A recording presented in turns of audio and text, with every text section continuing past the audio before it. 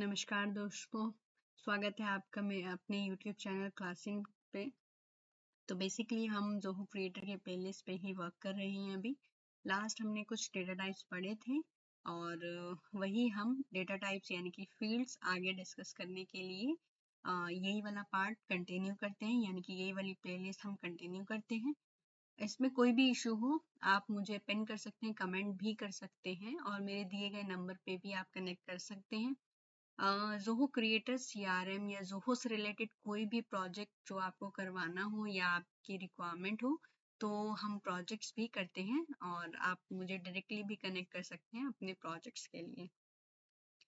चलिए लेट नहीं करते हुए हम फील्ड्स की तरफ आगे बढ़ते हैं और हम आगे की इसमें देखते हैं कि किस तरीके से डेटा टाइप्स होते हैं, कैसे कैसे हम चीज़ों को मॉडिफाई कर सकते हैं इसमें। तो हमने लास्ट जो पढ़ा था वो ड्रॉप डाउन तक पढ़ा था। इसके बाद हमारे पास ऑप्शन है रेडियो बटन का।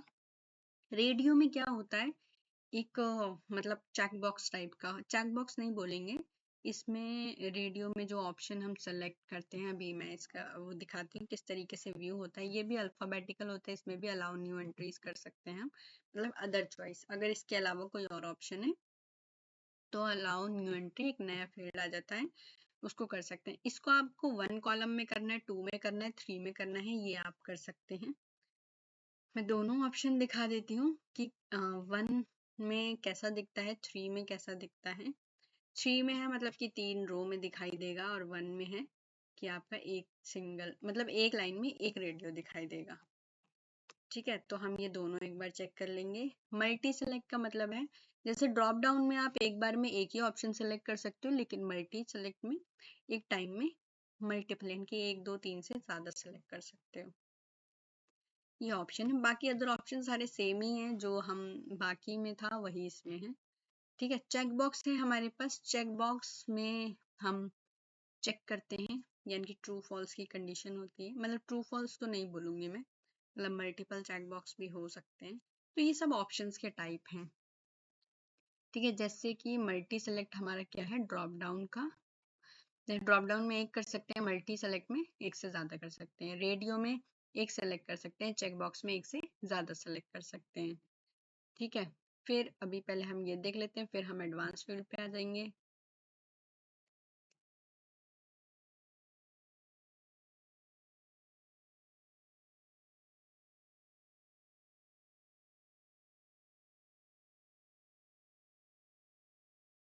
ठीक है, देखो सिंगल लाइन में इस तरीके से होता है और नहीं, सिंगल चॉइस में ऐसे होता है, 3 वाले में एक इस तरीके से होता है, यानी कि एक रो में 3 चॉइस आ गई हैं आपकी।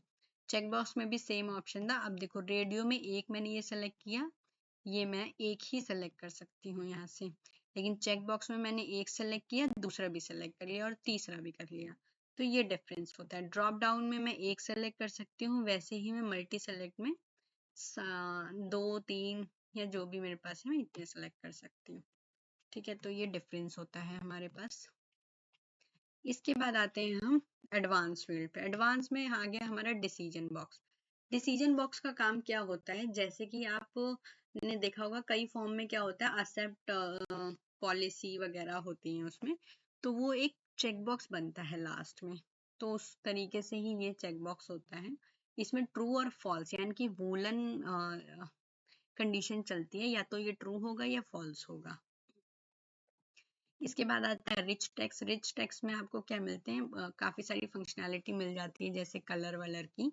तो वो सब जैसे ये डिस्क्रिप्शन में मेनली यूज होता है, डिस्क्रिप्शन हो गया, नोट्स हो गया। अगला हमारा आता है यूआरएल फील्ड। यूआरएल में हमारा हम कोई भी अगर यूआरएल डालेंगे वो एज अ लिंक काम करेगा, यानी कि अगर मैं उस पर क्लिक करती हूँ तो वो ओपन होगा, ऐसा नहीं है कि वो ओपन नहीं होगा। इमेज पे हम इमेज अपलोड करते हैं। ठीक है, बाकी के ऑप्शन सब में सेम है। अब जैसे इमेज में मैंडेटरी करना है नहीं करना है, अब एक्सेप्ट रेडियो मतलब इसको क्या साइज होगा इमेज का जो आप एक्सेप्ट करेंगे इसमें। ठीक है, लोकल है, लिंक है, या फिर कैमरा से ऑन कराना है आपको। अनेबल, ये कुछ ऑप्शन हैं जो आप अनेबल कर भी सकते हो, नहीं भी कर सकते हो। ठीक है, ये फोटो के थे। और ये आपको न्यू विंडो में खोलना है या सेम विंडो में खोलना है, जैसे ही कोई उस पर क्लिक करे।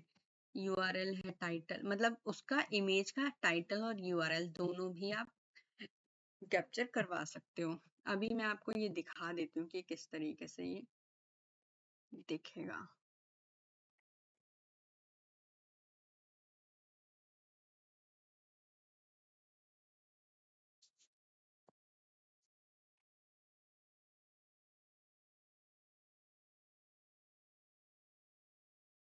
ठीक है, तो ये हो गया हमारा डिसीजन बॉक्स। इसको चेक कर सकते हैं या अनचेक कर सकते हैं। रिच टेक्स्ट का मतलब क्या है कि आपने कोई टेक्स्ट लिखा है और आप ऐसे ही लिखते जा रहे हैं।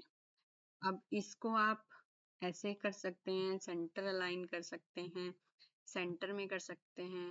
तो ये इस तरीके से कहा। किसी को लिंक में चेंज करना है तो आप इसको लिंक में चेंज करते हैं, जैसे कि हमारा एक वर्ड का ऑप्शन होता है उस तरीके से। यूआरएल में आप कोई भी अगर यूआरएल ओपन करें, जैसे हम एक यूआरएल लगा के चेक कर लेते हैं।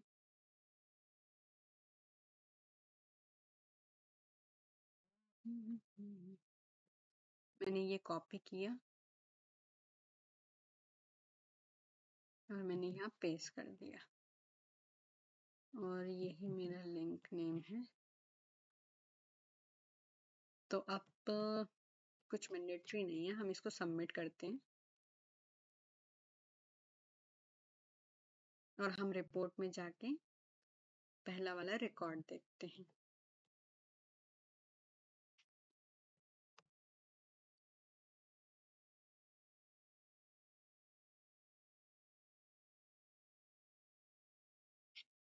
ये देखिए, ये क्या हो गया, एक लिंक में जनरेट हो गया। मैं इस पे क्लिक करूंगी, ऑटोमेटिकली मुझे मेरी साइट पे ओपन कर देगा। ठीक है, तो ये कुछ चीजें हैं जो इसमें इजीली काम करती हैं, जिसमें हमें ज्यादा नीड नहीं पड़ती, अरे यार अब लिंक कैसे लगेगा, कैसे लगाएंगे हम लिंक, तो वो सारी चीजें हैं। अब लिंक वाला यूआरएल यूज किया, उसको रीनेम आप कुछ भी कर सकते हो, वेबसाइट यूआरएल या कुछ भी, और आप उसको एज अ लिंक में कन्वर्ट कर सकते हो। इसके बाद है इमेज का। इमेज में हम इमेज अपलोड कर सकते हैं, ऑप्शन मैंने बता दिए हैं। फिर आता है परसेंटेज, यानी कि आप कोई भी वैल्यू डालें एज अ परसेंटेज उसको कैलकुलेट करा सकते हैं। इसके बाद करेंसी फील्ड आता है, यानी कि आप कोई अमाउंट से रिलेटेड अगर कुछ यूज कर रहे हैं तो आप करेंसी यूज कर सकते हैं। डेसिमल में हम कैलकुलेशन वगैरह कराते हैं। अगर हम जैसे ग्रोसरी शॉप का कोई सिस्टम बना रहे हैं, तो आप जैसे दाल वगैरह है तो वो पॉइंट में भी आती है, 4.5 और 5 पॉइंट समथिंग। तो जो कैलकुलेशन होती है वो डेसिमल में होती है। रेट का कैलकुलेशन, जो पैसों का कैलकुलेशन होता है, वो करेंसी में होता है हमारा। परसेंटेज जैसे डिस्काउंट वगैरह हम यूज करते हैं वो सारे, इसके अदर पार्ट सेम है। करेंसी में अगर मैं बात करूं तो आप यहाँ से करेंसी टाइप सेलेक्ट कर सकते हैं, किस टाइप की आपकी करेंसी है। उसके बाद maximum digit, initial value, decimal point, कि आप कितना डेसिमल लेना चाहते हैं उसमें, वो सब आप मेंशन कर सकते हैं। सेम डेसिमल वाले में भी है, कितना आप डेसिमल लेना चाहते हैं, बाकी सारा ऑप्शन सेम है। ये आ गया हमारे पास डेट और टाइम का फील्ड। इसमें आप डेट भी है और टाइम भी, यानी कि करंट बिल्कुल एक्यूरेट टाइम और डेट के साथ चीजें आप कर सकते हो। इसमें दोनों ऑप्शन दिए हुए हैं आपको, डेट और टाइम। अलाउ ऑल डेज है, ऑप्शंस आवर हैं या टू, कोई लिमिट अगर देनी है तो आप दे सकते हो। तो इसमें ये है, सेकंड को अनेबल और डिसेबल कर सकते हो, सेकंड्स आपको दिखाने हैं या नहीं दिखाने हैं। उसके बाद सब फॉर्म और लुकअप हम थोड़ा रुक के पढ़ेंगे क्योंकि थोड़ा डिटेल है। सिग्नेचर में आप सिग्नेचर कैप्चर कर सकते हो, ऑलरेडी अगर इमेज है सिग्नेचर की वो अपलोड कर सकते हो। तो ये नॉर्मल एक सिग्नेचर का पार्ट है। अपलोड, कोई फाइल अपलोड करनी है तो फाइल अपलोड कर सकते हैं। ऑडियो है, कोई ऑडियो अपलोड कर सकते हैं। वीडियो है तो वीडियो अपलोड करवा सकते हैं। ये सिर्फ एक ऑप्शन है। ऑटो नंबर, यानी कि हर एक फॉर्म में एक ही ऑटो नंबर होता है, आप यहाँ से स्टार्ट नंबर चेंज कर सकते हैं। और हाँ, एक फॉर्म में एक ही ऑटो नंबर होता है जो कि आपको क्रिएट, यानी कि जब आप क्रिएट कर रहे हो तब नहीं दिखता है, वो सिर्फ आपको रिपोर्ट में ही फील्ड दिखेगा। ठीक है, बारकोड का ऑप्शन ये है कि आप बारकोड या फिर क्यूआर कोड इसमें यूज कर सकते हैं, लेकिन इसके लिए थर्ड पार्टी इंटीग्रेशन चाहिए होता है, यानी कि जिस टूल से या जिस भी इंटीग्रेशन के साथ आप बारकोड कर रहे हैं वो बारकोड सिस्टम चाहिए होगा, तो आप उसके साथ इसको कनेक्ट कर सकते हैं। उसके बाद अभी हमारा बचा है फॉर्मूला फील्ड, सबफॉर्म और लुकअप। ये हम नेक्स्ट पार्ट में थोड़ा डिटेल में पढ़ेंगे, क्योंकि ये थोड़ा सा कॉम्प्लेक्स सी चीज़ें हैं जो क्लियर होने में थोड़ा टाइम लगाएगी। और फिलहाल आज के लिए इतना ही करते हैं, क्योंकि फिर ज़्यादा हो जाएगा तो फिर बहुत ज़्यादा हो जाता है और फिर भूल जाते हैं हम, और कन्फ्यूजन हो जाती है सारे फील्ड्स में, तो जो समझ में भी आता है वो भी नहीं समझ पाते हैं। ठीक है, फिर मिलते हैं नेक्स्ट वीडियो में। आज के लिए इतना ही। Okay, bye bye. Thank you guys, thank you for watching my videos, and thank you for support me also. Thank you, bye bye.